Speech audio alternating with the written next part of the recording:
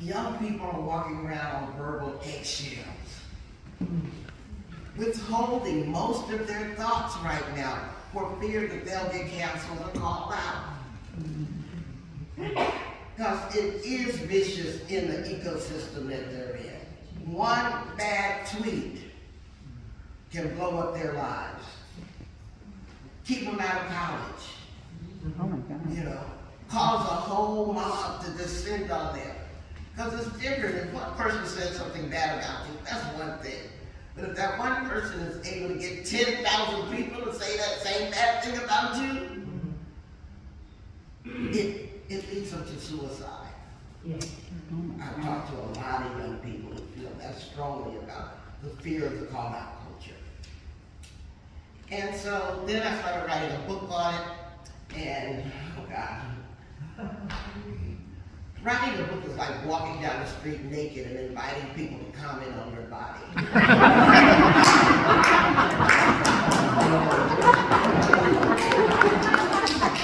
You want me to see this better? The battery is going on it.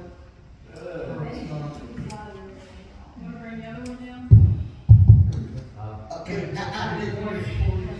okay, is this working again? Yeah. Okay. Oh, I actually have a stentorian voice. I could probably be heard very well without it. Just tell me to shout like my drill sergeant daddy. Anyway, I'm writing a book. Simon & Schuster's gonna publish it. Maybe not this year, maybe not next year, but they assure me that this is what they call an evergreen topic. That whenever it comes out, it will be timely. So anyway, what I'm going to talk about today in the brief time left to me is the calling in framework has traveled. It has been exposed. It's been in the New York Times. It's been the subject of a movie by Monica Lewinsky. It's gotten its airtime, its publicity. But what it has also done has subjected it to neoliberal capitalism, so it's also getting misused. You think, it's just like the word woke. Yeah, it starts out as being conscious of oppression, and now it's a slur once the right wing got hold of it, right? So last week, I got called by the most unlikely institution for me, the Police Union of New York. Wow. Because they read something about calling in the New York Times, and so they contacted me. And the guy I was talking to started off with, I am so tired of people just calling us murderers and things. Why don't they call us in so we can tell them that we're human just like they are? One thing about calling in is that you have to call yourself in before you call anybody else in or out. So I had to take a really deep breath and patiently explain to this man that calling in is not an entitlement where you get to demand that somebody listen to you. It is what you do for yourself to offer to other people, not demand from other people. And I said, okay, it didn't take capitalism long.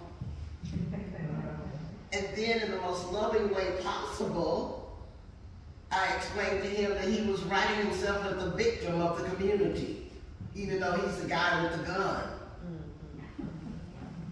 That he's lost and unheard, in his opinion, that you're the one with the power. How familiar is that, right? A whole political party has made their alleged, victimhood the reason for existing, apparently. Oh, by the way, I can't leave without saying this. You should not take such delight in watching the chaos that Kevin McCarthy went through this week. I kept wanting to not have joy. What's that word? Schadenfreude? Yeah, Schadenfreude. I was like, oh my God, that's supposed to be delighting in how humiliated he is. But, huh? Well, the one thing I like about karma is that it has really good aim.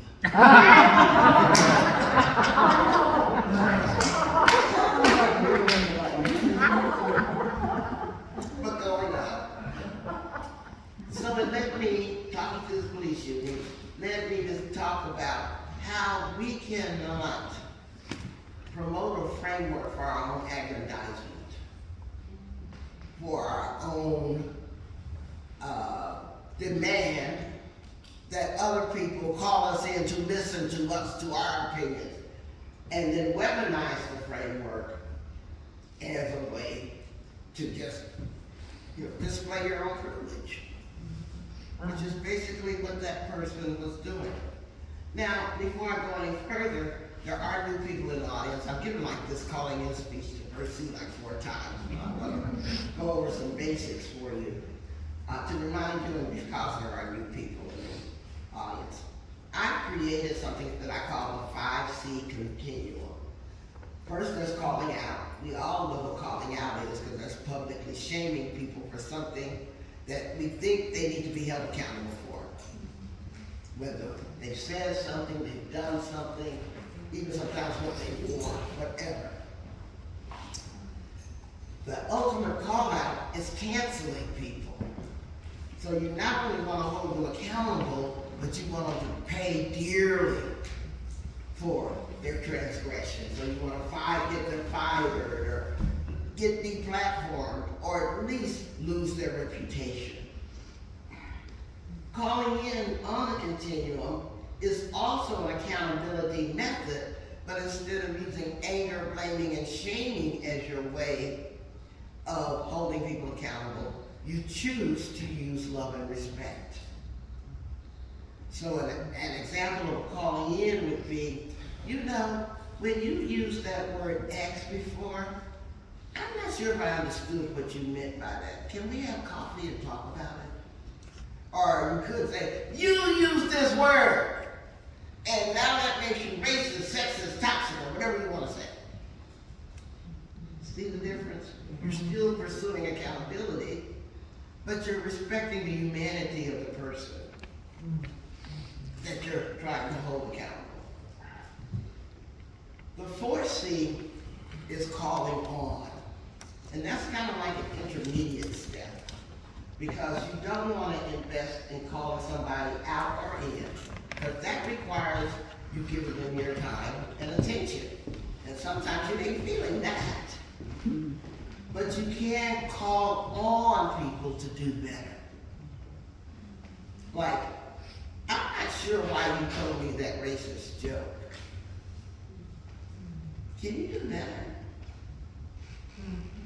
Or, I know you're a really good person, so how could those words be coming out of your mouth? You're calling on the person to grow without making any investment in helping them grow. Besides telling them, that ain't the way you're gonna be in conversation with me. And then the 5th C is calling it off. We have no obligation to engage in unproductive conversations with people, particularly if they're not operating in good faith and they're using lies and their alternative facts and whatever. You're not going to make any headway with them. So actually it's offering them respect to not go down that rabbit hole with them.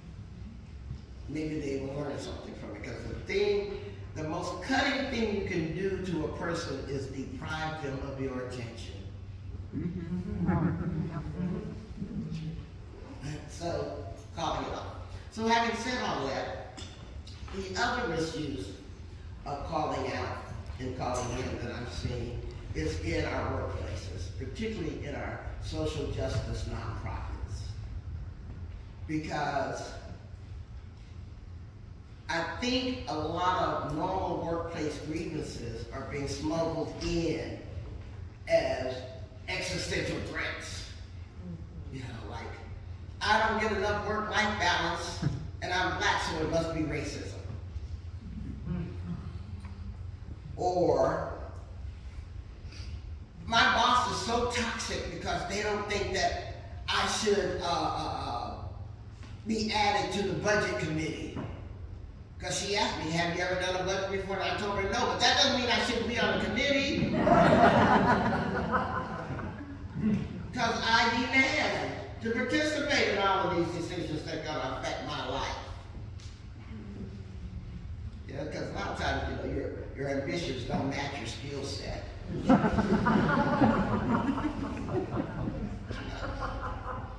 And so I'm getting called in under the guise of diversity, equity, inclusion.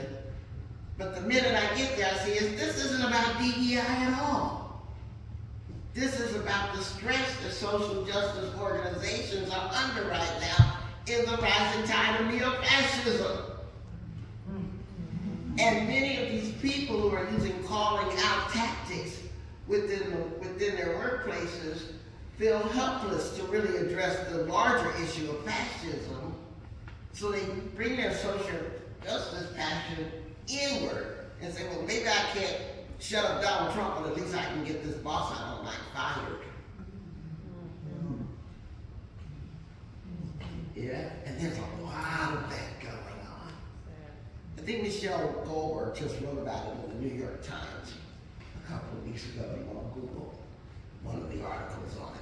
And another guy wrote about it. I think the title of the article was Elephant in the Zoom. Again, about this implosion.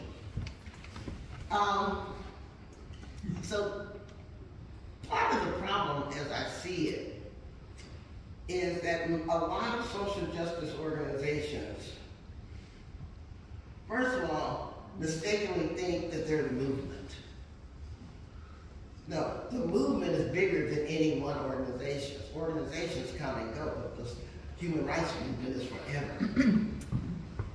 And so when they forget to realize that their job is to serve the movement, but not be the movement, they get really confused. I also think that a lot of us bring our social justice passion to the movement or to the organizations, but we get a little confused because we expect that work that we're doing in human rights and social justice to serve as our therapeutic space. Like we're not supposed to be made uncomfortable. We're not supposed to be challenged. We're not supposed to feel frustrated. We're not supposed to, I'm at here. Why would I feel all of these uncomfortable feelings when I'm working for justice and blah, blah, blah, blah, blah, blah. That, of course, is an unrealistic expectation. Because if being oppressed is dangerous, how can you imagine fighting oppression won't be dangerous? When you're up against the most ruthless forces in the world. So how did you come into this work thinking that it was going to be your safe space? It is an unrealistic expectation. And yet we're asking people to bring their whole selves to the workplace. And when they do, we tend to attract the most traumatized people as our workers. And our problem is that we don't have a plan for handling that trauma. So it ends up bleeding out all over the work. And I'm saying we can do better. People who have easy lives are attracted to the human rights movement. So predict that you're going to attract traumatized people and make a plan for handling it. Then rather than letting it sabotage everything the organization is trying to do. The problem ain't that people are traumatized. The problem is that there's a lack of clarity about who the people are within the organization.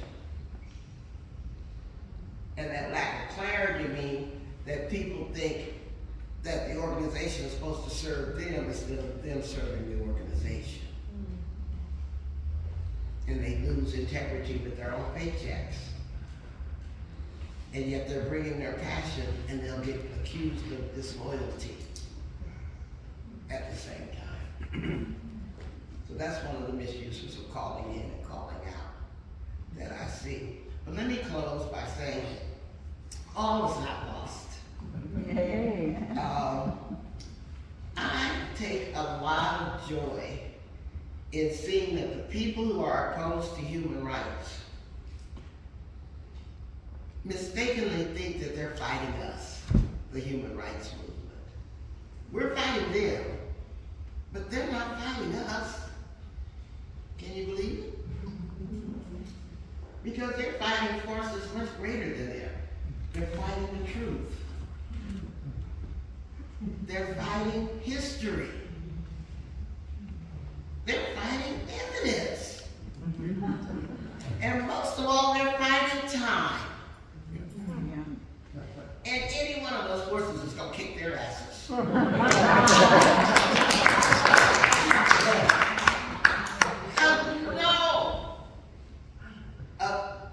Aggregation of humanity can find truth, evidence, time, and history and win. You just can't command us to be back in the 19th century. You just can't command us not to know what we know about injustice in our society. You just can't command us to bury all the evidence of how we've oppressed each other. You just can't command them. Trying. So they're trying. And by the way, I'm convinced that this whole town don't say gay and critical race theory is because they want to continue the brainwashing of their own children. In a futile attempt to maintain the status quo. But they're getting shocked by the fact that the rebellion isn't the people of color or the queer people out there. The rebellion is at your own dinner table with your own children. Yeah. And between women and young people, that's what beat back Donald Trump. Women and young people won the midterms. You know? And we're going to continue to win. Amen. Overcoming all the voter suppression that they're trying. They're trying to roll back time. So, with us holding a winning hand, with time, truth, evidence, and history on our side, my biggest fear is that we'll self-indulge in a call-out culture and snatch defeat from the jaws of victory. That is my biggest fear, which is why it has obsessed me for the last 7 years. Because it's not what work we do, but how we do the work. Do we do the work to honor the dignity of those whose shoulders we stand on? So let me just say, I believe that calling out will be as important to the human rights movement in the 21st century as nonviolence was to the civil rights movement in the 20th. A statement of our values, a statement of our integrity. Did I say calling out? I meant calling. Yeah. Well, those senior moments. It's a statement of, calling in is a statement of our integrity, because we can use it to build a world not only that we deserve, but that most of humanity wants to participate in. Yeah.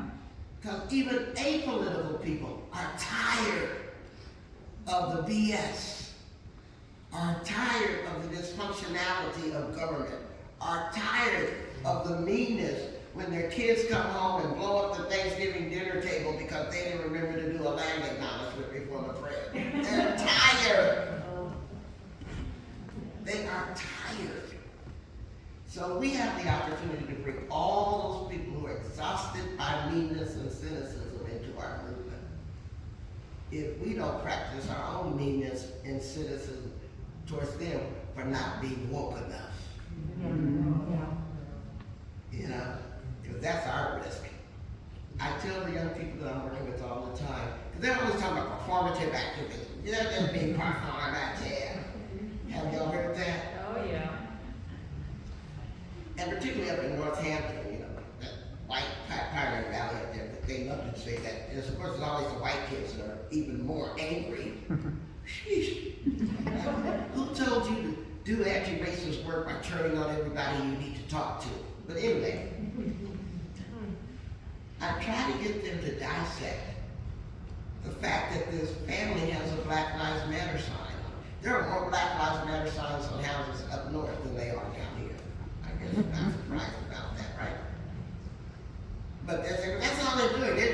performative.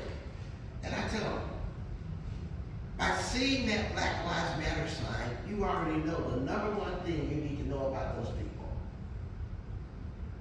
And they say, well, what is that? They're now on the other side. Because a Klansman has never put up a Black Lives Matter sign. A homophobe has never put up a Black Lives Matter sign. A transphobe has never put up a Black Lives Matter sign. So at worst, they're your potential allies. So learn to do better threat assessments and join the human rights movement. Thank you all for listening to me.